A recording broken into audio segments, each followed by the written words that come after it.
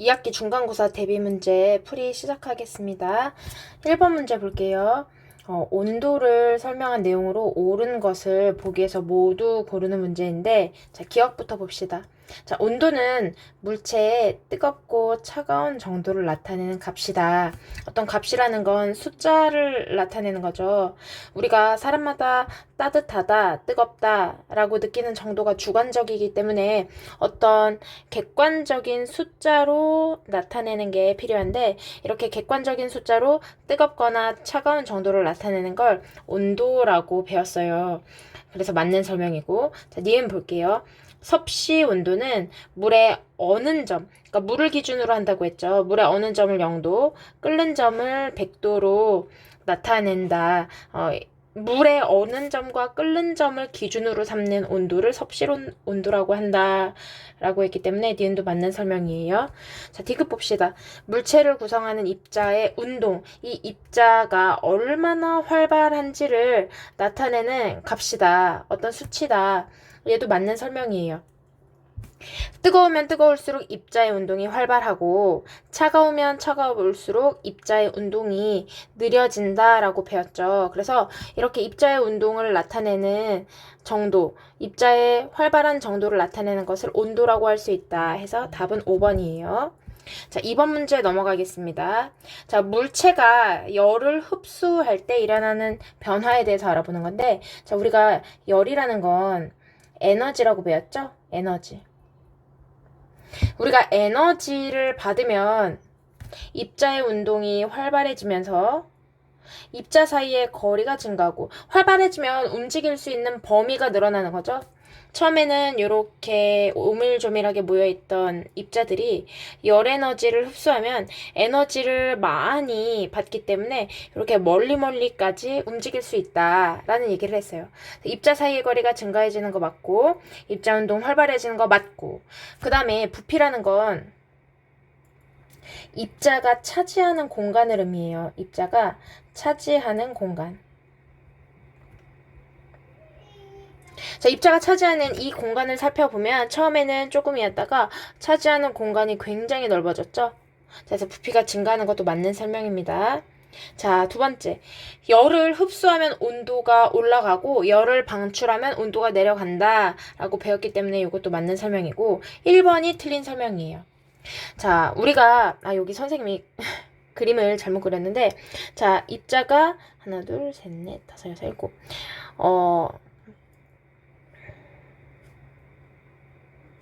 열을 흡수하기 전에가 7개였더라고 하더라도 열을 흡수하고 나서도 그 개수는 변하지 않는다. 입자의 개수는 변하지 않기 때문에 질량은 일정하다라고 해야 돼요. 우리가 물을 끓일 때 물 입자가 100개였는데 갑자기 끓인다고 해서 30개가 되거나 3000개가 되거나 이렇게 변하지 않죠? 입자의 개수나 구조나 크기는 변함이 없어요. 오로지 입자 사이의 거리와 운동만 변하는 거예요. 입자 사이의 운동과 거리를 다른 말로 표현하면 부피라고 얘기를 하는 거죠. 자, 일단 개수나 구조나 크기는 변함없기 때문에 질량이 증가한다는 설명이 틀렸습니다. 자, 3번 넘어갈게요. 자, 이제 열의 이동 방법에 대해서 나왔는데, 자, 첫 번째 열을 이동하는 방법.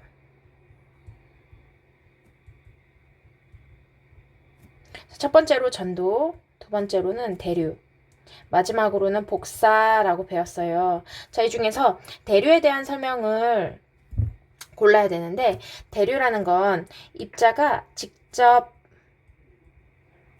움직일 수 있어야 돼요. 직접 이동하면서 열 에너지를 전달하는 거. 열 에너지를 전달할 수가 있어야 돼요. 자, 그러면 여기서 입자가 직접 움직인다는 것 자체가 액체나 기체여야 된다는 얘기죠. 움직일 수 있는 입자여야 되니까 액체나 기체여야 돼요. 자, 그래서 여기서 공기라던가 액체나 기체에서 열이 이동하는 방법 맞는 설명이에요. 근데 뜨거운 공기는 위로 올라간다 맞는 설명이죠. 그래서 난방기를 아래에 설치한다고 했고, 그다음에 냉방기, 차가운 공기는 아래로 내려오기 때문에 위쪽에다 설치를 해야 된다라는 설명도 맞았어요. 자, 그 다음에 입자가 스스로 움직이면서 열을 전달한다. 맞는 설명이고. 자, 마지막으로 5번 볼게요. 뜨거운 물이 담긴 컵. 이 컵을 손으로 만지면, 컵은 고체죠. 컵을 손으로 만지면 컵에서 손으로 열이 이동을 할 거예요.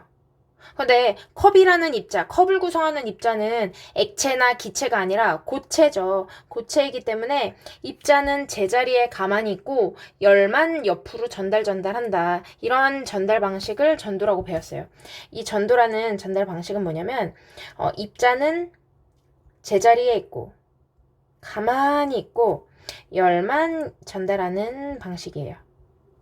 컵은 제자리에 가만히 있으면서 손으로 열만 전달해 주는 거죠. 자, 1, 2, 3, 4번은 직접 이동한다. 공기가 돌아다니면서 액체나 기체가 직접 움직이면서 열을 전달시키는 방식이었죠. 근데 5번은 입자는 가만히 있으면서 열만 전달시키는 거기 때문에 전도에 대한 설명이에요. 5번은 전도에 대한 설명이기 때문에 틀린 거예요. 자, 이제 4번 문제 넘어가겠습니다. 자, P 쪽에 가열을 했기 때문에 P가 온도가 높고 Q가 온도가 낮은 상태예요. 자, 이에 대한 설명으로 옳은 것 골라볼게요. 자, 온도가 높은 P에서 Q로 열이 전달된다. 열이라는 에너지가 전달된다. 맞는 설명이고. 자, 가열한 부분의 입자의 운동이 그 옆에 있는 입자에 전달이 된다. 자, 입자의 운동이 그 옆으로 전달만 되는 게 전도였죠. 그러니까 맞는 설명이에요. 고체에서는 이렇게 입자는 제자리에, 여기 보세요. 자, 이 금속을 구성하는 이 입자들은 다 제자리에 가만히 있어요. 다 가만히 있으면서 옆으로 열만 전달한다. 열만 전달. 입자는 제자리에 가만히 있는다. 자, 그래서 니은도 맞는 설명이고. 자, 디귿. 자, 입자의 운동은 Q가 P보다 활발하다 보니까 Q가 온도가 낮으니까 더 느리다라고 해야 되죠. 온도가 높은 고온이 활발하게 움직인다. 자, 그래서 Q가 활발한 게 아니고 P가 활발하다. P가 더 활발하다라고 해야 돼요. 자, 그래서 4번 답은 기억 니은입니다. 자, 이제 5번으로 넘어가 볼까요? 자, 이제 열의 이동 방식에 대한 설명을 옳은 거를 고르는 문제인데요. 자, 어떤 열의 이동 방식인지 한번 알아볼게요. 자, 물질을 통하지 않는다라는 얘기는 물질이 필요 없고 그냥 직접 물질이 없어도 된대요. 열 에너지를 직접 전달한다. 자, 입자의 도움 없이. 입자가 없어도 된다는 얘기죠. 열을 전달할 수 있는 방법. 자, 태양으로부터 지구까지 햇빛을 보낼 때 이런 방법으로 열을 전달시킨다고 하는데, 자, 그러면 이 방법은 뭘까요? 전도, 대류, 복사 중에서 입자의 도움이 필요 없는 건 이 복사 하나뿐이었죠. 전도는 고체 입자의 도움이 필요했고, 대류는 액체나 기체의 도움이 필요했어요. 열을 전달해주는 물질이 있어야 됐어요. 근데 복사는 입자가 없어도 열을 전달할 수 있다. 자, 그래서 햇볕을 쬐면 따뜻해지는 현상들, 이게 복사라고 했죠. 자, 모닥불을 쳐다보면 따뜻해지는 거, 이게 복사의 예입니다. 이거 말고도 적외선 카메라로 체온 측정하는 거, 이것도 복사의 예예요. 자, 우리가 온도계를 이용해서 체온을 측정을 하기도 하지만 카메라 앞에 멀뚱하게 서 있어도 체온이 측정이 되죠. 그 이유는 우리 몸에서 나온 열 에너지 있죠. 우리 몸에서 나온 열이 이 카메라로 복사의 형태로 전달되기 때문이요. 온도를 측정할 때 우리가 겨드랑이에 접촉시키거나 입에 물고 있거나 이렇게 접촉을 시켜야 열이 전달될 것 같지만 이렇게 카메라 앞에 멀리 떠 있어, 그러니까 접촉을 하지 않더라도 체온이 측정되는 이유는 열 에너지가 입자의 도움 없이 복사의 형태로 스스로 이동하기 때문에 이 열 에너지가 카메라로 복사의 형태로 전달이 되기 때문에 접촉하지 않고도 체온을 측정할 수 있다라는 얘기예요. 자, 이거 말고도 또 복사의 예는 전기난로에 손을 가까이 하면 이렇게 대는 게 아니고 가까이 했을 때 따뜻해지는 것도 복사의 예입니다. 자, 그러면 1번부터 왜 틀렸는지 어떤 현상이랑 관련이 있는지 한번 알아볼게요. 자, 손난로가 있는데 이거를 손에 댔대요. 얘는 지금 접촉을 한 거죠. 이렇게 접촉을 했을 때 손이 따뜻해지는 현상은 이 고체라는 손난로부터 손난로에서 손으로 열이 이동했기 때문인데 이 열을 이동시켜 주는 방법이 전도라는 거죠. 전도. 이 고체라는 손난로가 손에 열을 전달해 주는 방법은 전도인 거예요. 근데 3번에 보면은 물이죠, 물. 물은 액체죠. 끓는 물이 달걀을 익혀주는데 이 끓는 물이 직접 돌아다니면서 달걀에 열 에너지를 주기 때문에 요거는 대류에 해당한다라고 생각하면 돼요. 1번은 전도, 2번은 복사, 3번은 대류. 자, 4번. 자, 모래사장을 걸어가면 발이 뜨겁다. 모래의 뜨거운 열이 발에 접촉을 하면서 이 열이 전달이 되는 거죠. 모래는 고체잖아요. 그쵸? 자, 고체에서 열을 전달하는 방법이기 때문에 4번은 전도에 해당하는 얘기고. 자, 마지막 이제 방 전체가 따뜻해진다라는 얘기죠. 그럼 난로로부터 열을 받은 이 공기 입자들이 직접 이동하면서 방 구석구석을 따뜻하게 데워주는 거예요. 그럼 이 공기는 기체잖아요. 기체나 액체가 스스로 이동하면서 열을 전달하는 현상이기 때문에 5번은 대류에 해당합니다. 자, 그래서 복사에 해당하는 보기는 2번밖에 없는 거죠. 자, 그러면 이제 6번으로 넘어갈게요. 그림은 손잡이가 달린 그릇에 물을 넣고 가열하는 모습이다. 가나 다에 해당하는 열의 이동 방식을 쓰시오 했는데, 자, 가를 봅시다. 가는 액체죠. 물이라는 액체고 나는 손잡이라는 고체고. 자, 그러면 가부터 볼게요. 액체에서 열을 전달해주는 방법은 대류죠. 액체는 직접 움직이면서 열을 전달한다. 그걸 대류라고 했고, 고체는 입자는 제자리에 있으면서 열만 전달한다. 이런 전달 방법은 전도라고 얘기를 했고, 가는 대류, 나는 전도예요. 자, 다 볼게요. 다에서 모닥불, 이 불이 있죠. 근데 불 옆에 이 근처에만 있어도 손이 따뜻해지는 현상. 고체나 액체나 기체의 도움이 없이 그냥 스스로 열 에너지를 전달해주는 현상이기 때문에 다는 복사예요. 아까 전기난로 가까이에 있으면 따뜻한 거, 햇볕을 쬐면 따뜻한 거, 적외선 카메라로 온도를 측정하는 거, 이런 것들이 복사예요. 접촉하지 않아도 따뜻해지는 거죠. 자, 이거랑 관련해서 쌤이 시험지 나눠주는 거 한번 설명을 한 적이 있는데 이것도 다시 한번 정리하고 넘어갈게요. 우리 교탁이 이렇게 있고 시험 시간에 친구들한테 시험지를 나눠준다고 해볼게요. 자, 첫 번째 줄은 이제 맨 앞에 있는 학생한테 선생님이 시험지를 줘서 이렇게 뒤로 전달을 했다고 합시다. 그러면 앞에 있는 친구가 뒤에 있는 친구한테 시험지만을 전달을 해주는 거죠. 시험지를 열이라고 생각하면 학생들은 제자리에 앉아있고 열만 전달하는 시험지만 전달하는 이런 현상을 전도라고 얘기를 할 수 있어요. 자, 그리고 선생님이 직접 돌아다니면서 맨 앞에도 한 명 나눠주고 그 다음 또 돌아다니면서 두 번째 줄에도 나눠주고 선생님이 학생들한테 직접 하나 다 나눠주는 이런 방법은 선생님이 직접 돌아다니면서 시험지를 나눠주는 거기 때문에 대류에 해당하는 거예요.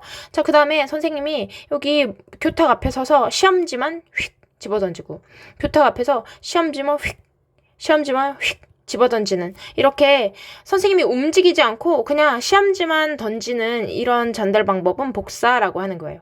이 학생들이 도와줄 필요가 없죠? 학생들이 도와줄 필요가 없이 열 에너지만 전달하는 방법, 이런 것들, 이런 경우를 복사에 해당한다라고 할 수 있어요.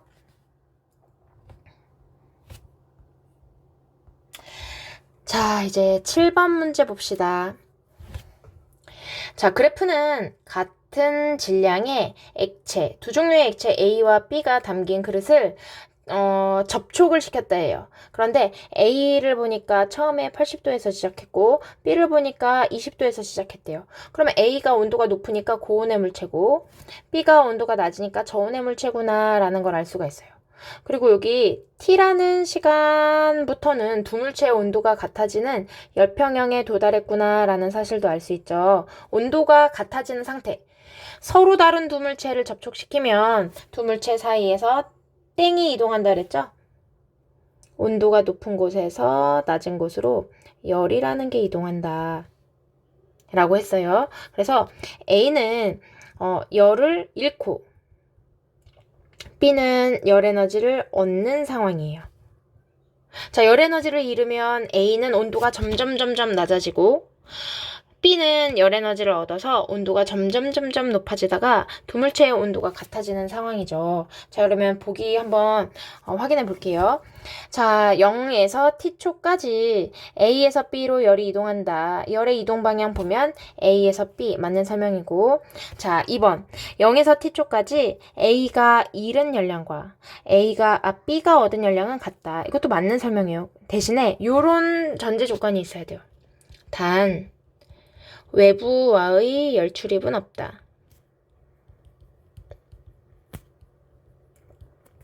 요런 조건이 있어야 2번이 맞는 설명이에요. 이것도 중요해요. 자, 왜냐면 A가 B한테 100이라는 에너지를 주려고 하는데 A가 100을 꺼냈는데 갑자기 새어나갔다고 생각을 해보세요. 얼마만큼이 새어나가냐면 여기 막 30이 새어나가. 그럼 처음에 A가 준 건 100인데 B가 받은 건 70밖에 안 되잖아요. 그쵸? 이렇게 외부로 뭔가가 새어나가면 외부로의 열이 들어오거나 나가거나 출입이 있으면 A가 잃은 열량이랑 B가 얻은 열량은 다를 수가 있는 거예요. 대신에 이런 열 출입이 없다라고 얘기를 해주면 A가 준 열을 그대로 B가 다 받을 수 있겠죠? 이렇게 새어나가는 게 없다면 A가 100을 줬을 때 B도 100을 그대로 받을 수 있다. A가 잃은 열량과 B가 얻은 열량이 같다라고 할 수 있어요. 자, 그래서 이런 조건이 있어야, B 2번이 맞는 설명입니다. 이거를 적어 놓으세요. 이 조건을 원래 넣고 풀어야 되는 문제였어요. 자, 3번 봅시다. T 이후에 A와 B는 열평형 상태, 온도가 같은 상태이다. 맞고. 자, T 이후에 A와 B가 잃어버리거나 얻은 열량은 없다. 열평형 상태는 두 물체의 온도가 같은 상태죠? 온도가 같으면 열은 이동하지 않아요. 열이 이동하지 않기 때문에 잃어버린 열량, 얻은 열량이 없다. 맞는 설명이에요. 자, 그럼 5번 봅시다. 자, 비열에 대해서 나와 있는데, 자, 비열은 어떤 물질 1kg을 1도 높이는데 필요한 열량이라고 했죠.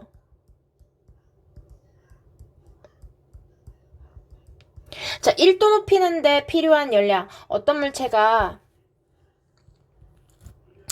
이 두 물체가 있는데 A의 비열은 0.2, B의 비열은 0.8이라고 해볼게요. 자, 그러면 둘 다 1kg, A 물질 1kg을 1도 높이는데 0.2kcal가 필요한 거고, B는 똑같이 1도를 높이는데 0.8이 필요하대요. 그럼 누가 열을 더 많이 필요로 하는 거예요?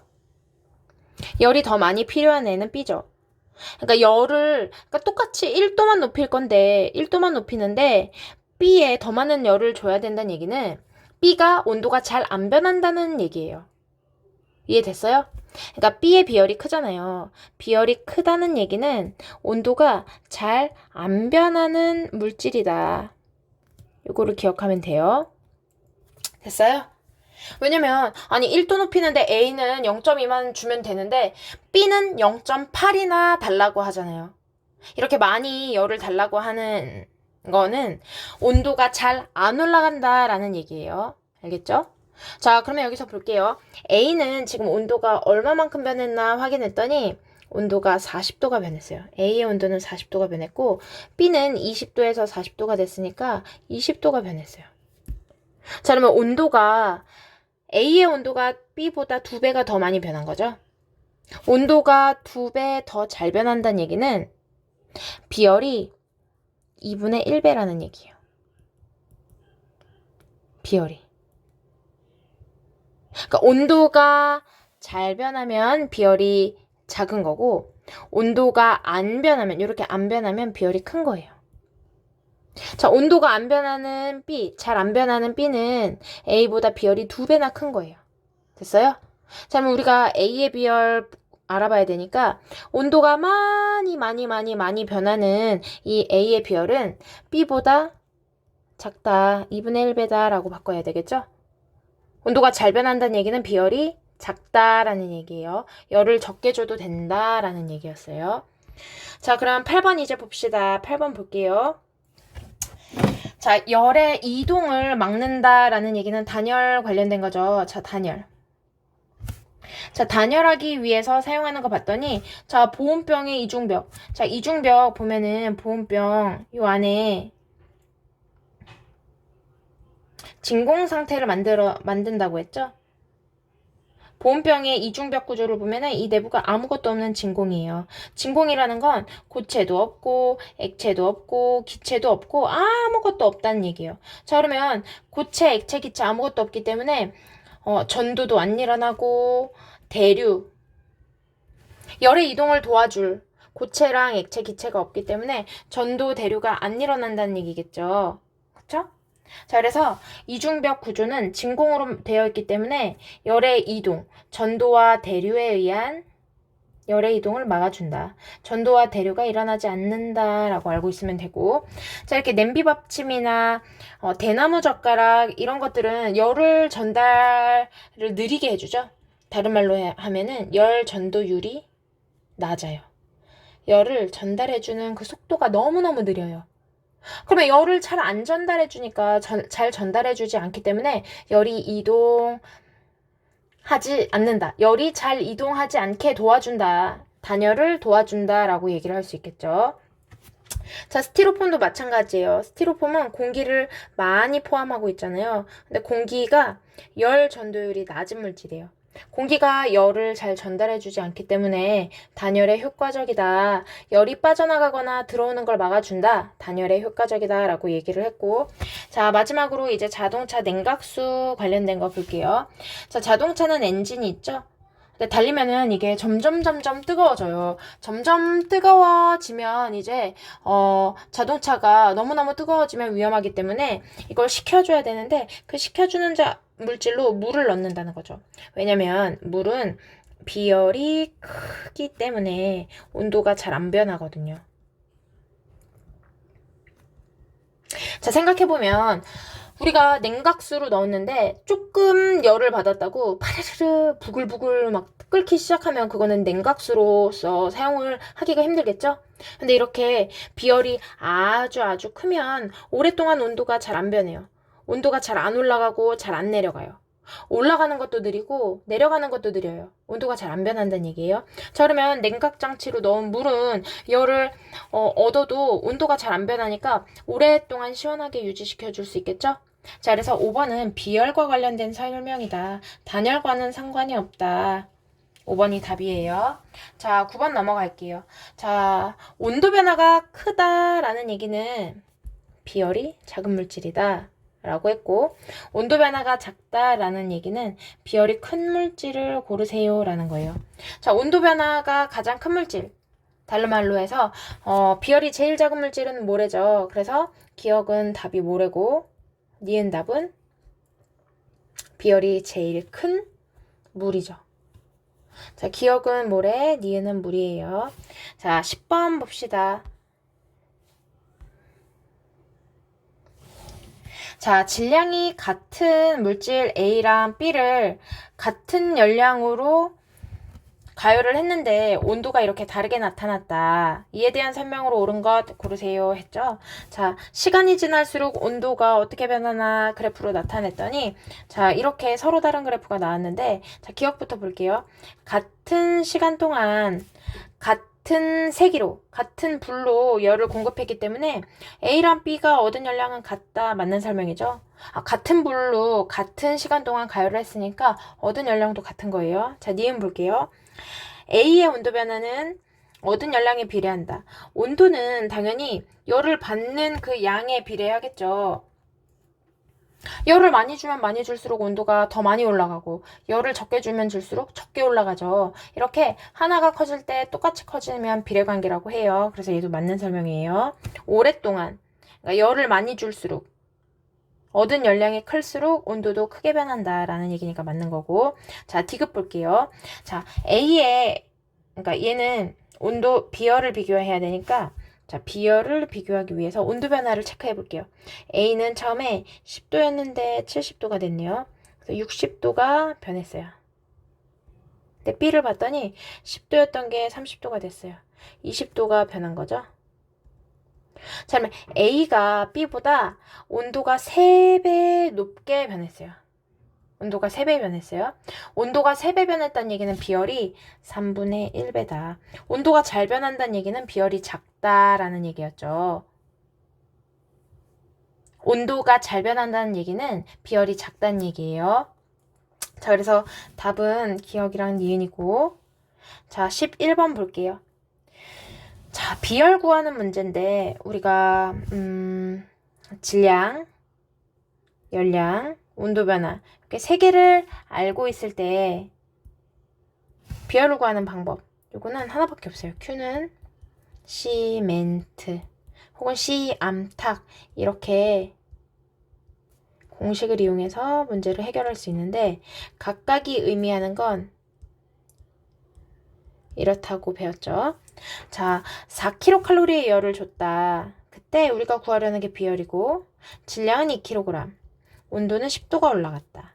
그래서 4는 20x. 자, 우리가 구하고 싶은 건 x잖아요. 그럼 x를 구하고 싶으면 양변을 20으로 나누면 되겠죠? 없어지게 해야 되니까. 자, 그래서 x만 남고 여기는 5분의 1.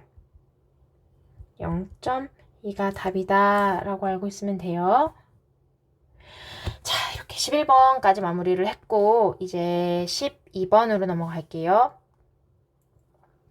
자, 물은 비열이 아주 크다고 배웠죠. 물의 비열이 커서 이 모래나 흙이나 시멘트보다 커서 물의 비열이 커서 나타나는 현상이 아닌 것 알아봅시다 했는데 4번부터 보면 보세요. 뜨거운 물이랑 모래를 같이 뒀대요. 똑같은 양. 그러면 모래가 빨리 식을까요? 물이 빨리 식을까요? 우리 해수욕장 생각해 보세요. 모래가 빨리 식어요? 물이 빨리 식어요? 당연히 모래가 빨리 식는다가 맞는 거죠. 왜냐면 물은 비열이 크기 때문에 온도가 잘 안 변해요. 물은 천천히 내려간다 라고 해야 돼요. 물은 온도가 천천히 내려간다. 모래의 온도가 빨리 내려간다 해야 맞는 설명이기 때문에 4번이 틀렸어요. 자, 여름철에도 시멘트 바닥이랑 물이랑 비교해보면 물이 시멘트 바닥보다 잠깐만요. 일단 해풍이랑 유풍부터 설명을 해야겠다. 자, 여기 볼게요. 자, 낮에 그리고 여름일 때 한번 먼저 알아볼게요. 자, 여기가 육지고 꿀렁꿀렁 하는 데가 바다라고 생각을 해보면 육지가 훨씬 뜨겁죠? 너무너무 뜨거워. 육지가 낮에는 너무너무너무 뜨겁기 때문에 뜨거워져서 뜨거워진 공기가 위로 다 올라가서 여기에 공기가 뭉탱이 모여 있어요. 자, 그러면 이 아랫부분은 공기가 적게 있는 거죠. 이해돼요? 그런데 항상 바람은 공기가 많은 쪽에서 공기가 적은 쪽으로 이동을 하거든요. 자, 다른 말로 얘기하면 지금 공기가 이 육지 위가 적기 때문에 바다에서 육지로 바람이 분다, 공기가 이동한다 라고 할 수가 있어요. 그래서 낮에는 바다 출신의 바람, 해풍이 분다 라고 할 수 있어요. 자, 출신 지역의 이름을 이렇게 붙여주는 게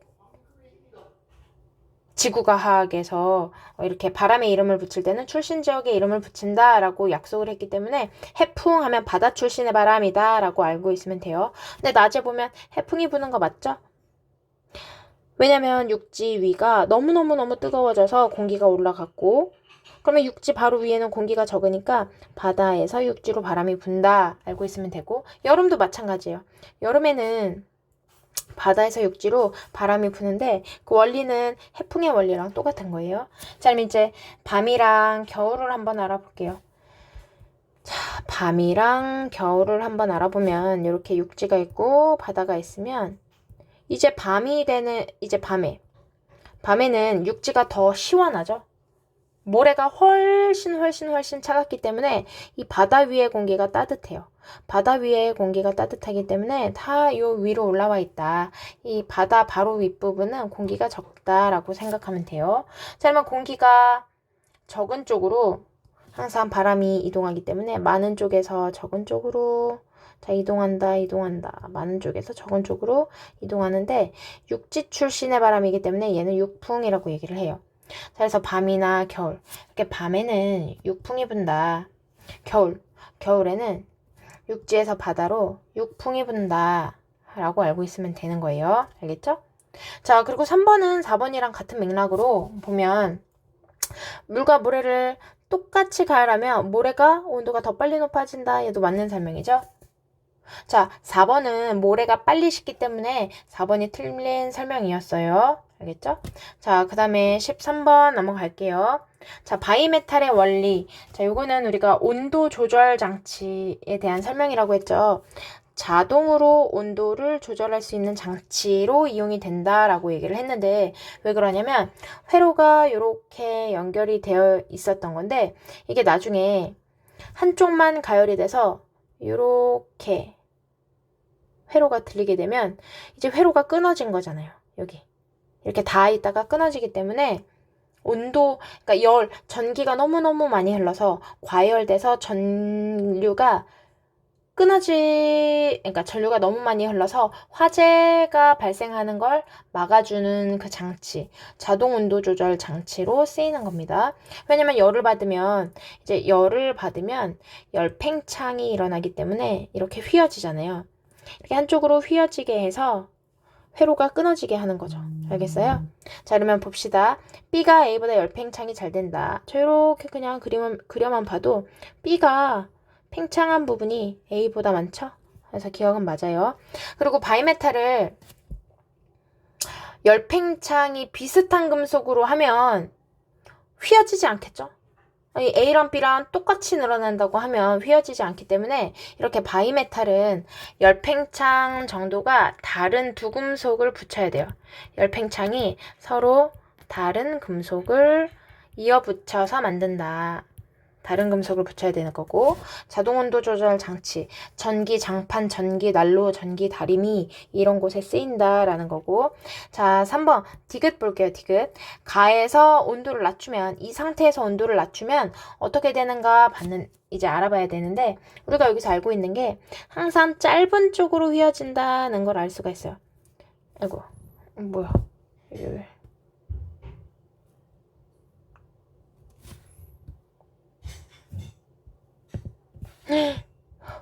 어떻게 된 거지?